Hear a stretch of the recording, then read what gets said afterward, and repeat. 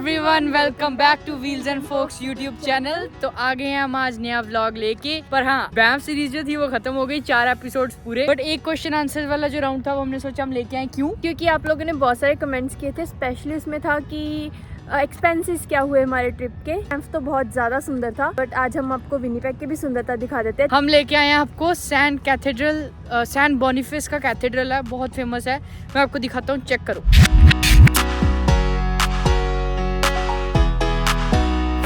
तो ये है सैंट बोनिफेस कैथेड्रल, एक चर्च है बेसिकली, ग्रेवयार्ड है। और ये पीछे यहाँ पे पूरे जो रिवर है, पूरी रेड रिवर, और वहाँ के व्यूज़ हैं पूरे रेड रिवर के। और वो रहा पूरा फोक्स का एरिया सारा, जो वहाँ पे फोक्स है, वहाँ पे म्यूजियम है।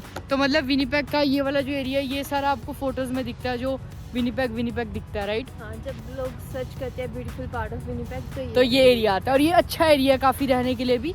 बट आज की वीडियो इसके लिए नहीं है। आज हम बताने जा रहे हैं आपको हमारा टोटल खर्चा कितना हुआ, हमने ट्रिप मैनेज कैसे की, हमने फ्लाइट्स पे तो ऑब्वियसली आपको पता है कि हमने फ्लाइट्स नहीं बुक की थी। क्यों नहीं की थी उसका भी रीज़न देंगे हम। तो जल्दी से चलते हैं वीडियो में। पूरी वीडियो जरूर देखना है, सब्सक्राइब कर दो अगर नहीं किया। और बैंफ की सीरीज़ अगर नहीं देखी तो ऑलमोस्ट 1.5 घंटे की पूरी सीरीज़ है, लाइक 20-20 मिनट का हर एक एपिसोड है। जाके ज़रूर चेक करो, बहुत मज़ा आएगा। तो let's go with this vlog.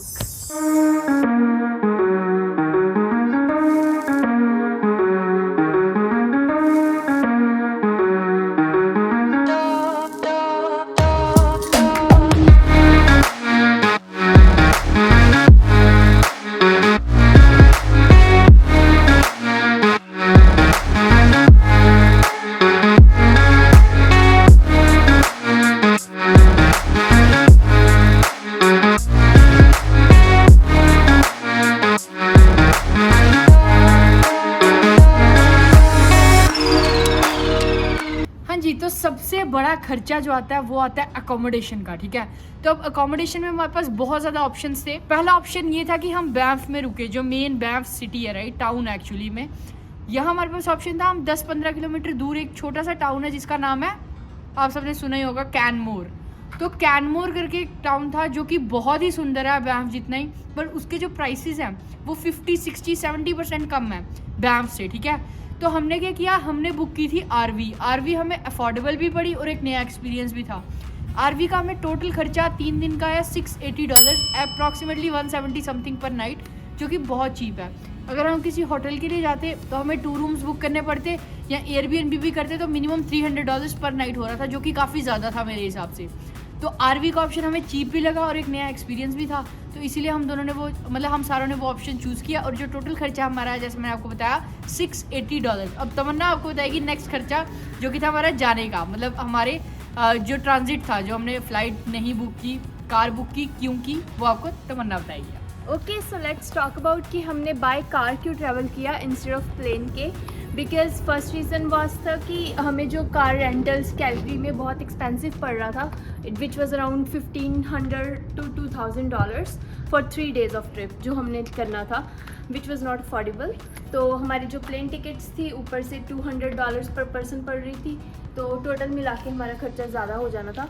But हमने जो वे चूज़ किया वो था कार, जो हमने विनीपेग से रेंट कर ली, जो हमें $520 की पड़ी 3 days के लिए, प्लस $500 का हमारा गैस लग गया उस पर। तो टोटल अराउंड $1,000 पड़ गया, जो कि चारों में हमें डिवाइड हो गया, तो which was more affordable of course. हम मतलब फ्लाइट से जाते तो हम टाइम काफ़ी बचा सकते थे और घूम सकते थे, बट द थिंग वाज कि it was very expensive. Like बोलते हैं रोड ट्रिप भी साथ में हो गया, रोड ट्रिप कभी किया नहीं था लंबा वाला, हाँ, तो वो भी हो गया साथ। एग्जैक्टली तो ये 2 चीज़ें थी मेन, ठीक है? अब बात करते हैं फूड की, कि फूड में हमारा टोटल कितना खर्चा हुआ। और हमने ऑलमोस्ट हर टाइम बाहर ही खाया, घर पे कुछ नहीं बनाया, हर टाइम बाहर खाया। क्योंकि एक रीज़न ये भी था कि हमने, मतलब अगर घर पे बनाते टाइम वेस्ट होना था, तो हमारे पास 3 दिन थे, हमने फुल यूटिलाइजेशन की, पूरा बैंफ अच्छे से घूमा। बट हम क्या चीज़ नहीं कर पाए वो भी मैं बताऊंगा, पर पहले बात करते हैं फूड की, कि हमारे खर्चा कितना हुआ फूड पे। फूड की बात करें तो फूड पे टोटल हमारा था $780, तो ऑलमोस्ट $800, विच इंक्लूड्स एवरीथिंग। जो भी हमने वहाँ पे बफे खाया, वहाँ पे हमने लंच, डिनर, ब्रेकफास्ट जो भी किया, एंड इनफैक्ट जो भी हमने कार में जाते जाते स्टॉप्स लिए, फास्ट फूड चेन्स पे लाइक मैकडी, टिम पे, कॉफ़ी पी, सब कुछ मिला के हमारा टोटल $800 हुआ। अब बात आती है उधर घूमने फिरने की। तो यार आपको मैं एक चीज़ बता दूँ, बैंफ नेशनल पार्क जो है उसका आपको एक पास लेना पड़ता है जब आप एंटर करते हो, ठीक है। तो वो $20 to $25 पर डे होता है। आई थिंक हमने $42 पे किए थे 2 डेज़ के। तो वो पास में आपको ऑलमोस्ट सारी लेक्स जो है सारा कुछ कवर्ड होता है, ठीक है। उसमें कुछ आपको एक्स्ट्रा पे नहीं करना होता। मतलब अगर आप बैंफ किसी ऐसी जगह घूमने के बजाय जहाँ पे पैसे लगते हैं वहाँ पे भी मतलब एक्सप्लोर करोगे तो you will be fine and you will explore many places. काफ़ी ज़्यादा ट्रैक्स हैं, काफ़ी ज़्यादा हाइक्स हैं, काफ़ी ज़्यादा ट्रेल्स हैं। मतलब ऑलमोस्ट सब कुछ फ्री में कर सकते हो आप बस एक बैंफ नेशनल पार्क का पास देके, जिसके लिए हमने $45 खर्चे। प्लस हमने ना ज़्यादा चीज़ें की क्योंकि ऑब्वियसली हमने एक बार पहली बार ही गए हैं और उसके बाद हम आगे पता नहीं 1-2 साल बाद जाएं। तो हमने सबसे फेमस चीज़ जो है वहाँ पे गंडोला, बैंफ गंडोला आपको नीचे से लेकर मतलब जो बैंफ से लेकर पूरा ऊपर सल्फर माउंटेन के टॉप पे लेके जाता है। वहाँ पे आप पूरा मतलब एक डेक है जहाँ से आप सारी चीज़ें देखते हो, आपने ब्लॉग्स में चेक किया ही होगा। उसकी जो हमें पर पर्सन पे करना पड़ा वो था $70, आई थिंक $70 और $80। टोटल हमारा $390 का खर्चा आया था उसमें। और दूसरी जो हमने सबसे अच्छी चीज़ की, जिसको मैं मतलब one of the best experiences बोलूँगा, वो था हमारा लेक मिनेवांका पे क्रूज़। तो वो भी हमारा $60 पर पर्सन आया, जो कि थोड़ा सा एक्सपेंसिव साइड पे था, बट स्टिल मेरे हिसाब से अगर आप अफोर्डेबल मतलब बजट में चल रहे हो, मैं लास्ट में पूरा बताऊँगा कि पर पर्सन कितना आया, टोटल हमारा कितना लगा और हमने क्या क्या चीज़ें की जिससे कि हमें थोड़े से एक्सपेंसेस कम पड़ गए, ठीक है। तो ये सारा टोटल जो खर्चा था घूमने फिरने का, उसमें एक $45 का पास था हमारा। और उसके बाद हमारी पार्किंग हमने कहीं भी पे नहीं की क्योंकि पार्किंग के लिए हमें फ्री जगह मिल गई थी। बैंफ के अंदर ही फ्री पार्किंग है 3 story, which is a very good thing. मतलब इतनी बिजी जगह होने के बावजूद भी मतलब बहुत अच्छी चीज़ है ये। और दूसरी चीज़ जब मैंने आपको बताई गंडोला के 390, और तीसरी चीज़ थी हमारी क्रूज़। तो ये सारी चीज़ों को हमने एक्स्ट्रा चीज़ों पे खर्च किया। अब नेक्स्ट करते हैं बात हम मनी सेविंग टिप्स की। तो जैसे कि अक्षित ने आपको बताया कि हम लास्ट में आपको टिप्स देंगे, तो पहली टिप तो आपकी ये होगी कि बिल्कुल भी बैंफ में नहीं रहना है आपको। बैंफ के बाहर वाली एरियाज़ ढूंढो, जैसे कि हम रहे थे कैनमोर में, वहाँ पे आपको चीप रेंटल प्लेसेस मिल जाती हैं विच इज़ वेरी अफोर्डेबल। तो दूसरी टिप की हम अगर बात करें तो कभी भी जून जुलाई जो पीक सीज़न है उसमें नहीं जाओ, मई में जाओ। पहले बुकिंग कर लो, अपनी कुछ महीने पहले बुकिंग कर लो ताकि आपको सब कुछ चीप मिल जाए, क्योंकि प्राइजेस जो है पीक सीज़न में ऑब्वियसली हाई होने हैं। बैंफ बहुत सुंदर दिखता है जून जुलाई में। अगर आपको उससे मैटर है तो ऑफकोर्स जून जुलाई में जाओ, थोड़ा सा एक्सपेंसिव हो जाएगा, स्टिल अगर अफोर्डेबल बनाना है तो पहले जाओ। या एग्जैक्टली। तो मतलब ऐसा सीन है कि अफोर्डेबल बनाने के चक्कर में मैं बोलूँगा कि आप मई में जाओ, मई में बेस्ट रहता है। मतलब मई सीज़न हम गए थे, पूरा ओके था, सब कुछ परफेक्ट था, सारी चीज़ें हमें अच्छे में देखने को मिल गई। और दूसरी चीज़ की मैं बात करूँ तो यार अगर आप पीक सीज़न में जाओगे तो प्राइस जो है वो 2 टाइम्स 3 टाइम्स तक ज़्यादा हो सकते हैं। तो यही था। अब बात करते हैं टोटल, हमारा टोटल कितना खर्चा आया। सबसे पहले ड्रम रोल्स जाने दो। देखो भाई, हमारा टोटल खर्चा है $3200। हम 4 बंदे थे, $800 मतलब $800 पर person, which is a very good amount पर पर्सन, जो कि मुझे लगता है क्योंकि हमने सारे तरीक़ों से देख लिया था कि हम कहाँ जो प्राइसेस है वो कट कर सकते हैं ताकि हमें मतलब जितना भी अच्छा रेट मिल सके वो मिल सके।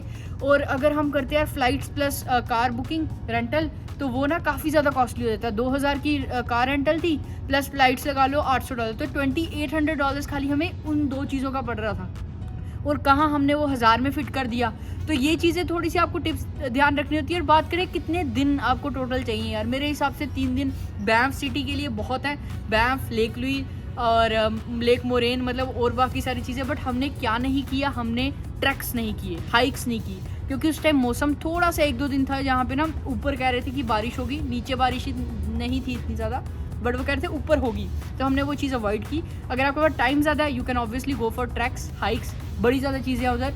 तो यही था, मतलब एक 3 दिन का आपको अगर एक्सपीरियंस लेना है बैंफ का, you can definitely go for that. हमने उसको वीकेंड्स पे स्केड्यूल किया था इस हिसाब से कि थर्सडे, फ्राइडे, सैटरडे, संडे हमारा जाए, जो कि बहुत मतलब बिजी सीज़न होता है। बट हमें सारी जगह मज़ा आ गया। और तमन्ना, आपको मज़ा आया कि नहीं? बहुत ज़्यादा, like this was the best trip ever. मतलब शुरू से मैंने जब कनाडा के बारे में सुना था तब सुना था, बैंफ के बारे में भी सुना था, बहुत हेवन जैसी प्लेस है, तो ऑफ कोर्स जाने को मिल गया।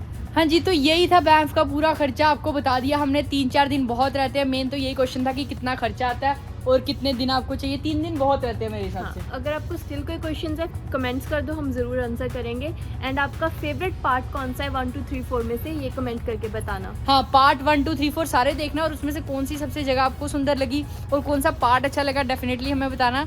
और अब हम आपको दिखाते हैं सैंट बोनिफेस जो कैथेड्रल जहाँ हम आए हैं। रात होने वाली है बट काफ़ी ज़्यादा लाइट्स हैं यहाँ पे, तो थोड़ा सा आपको उसका भी दिखाते हैं कैसा है कैसा नहीं। किसी दिन सुबह आएंगे और घूमेंगे या राइट। अभी जल्दी जाने की करते हैं, रात हो रही है, ग्रेवयार्ड है। या ग्रेवयार्ड है यहाँ पे पीछे देखो, डर लगता ये देखो भाई, यहाँ पे भी ग्रेवयार्ड है, यहाँ पे भी ग्रेवयार्ड है। तो वरना अगर आपको कोई तीसरा बंदा दिख गया ना हम दोनों के अलावा, तो वो मैं नहीं हूँ, ठीक है।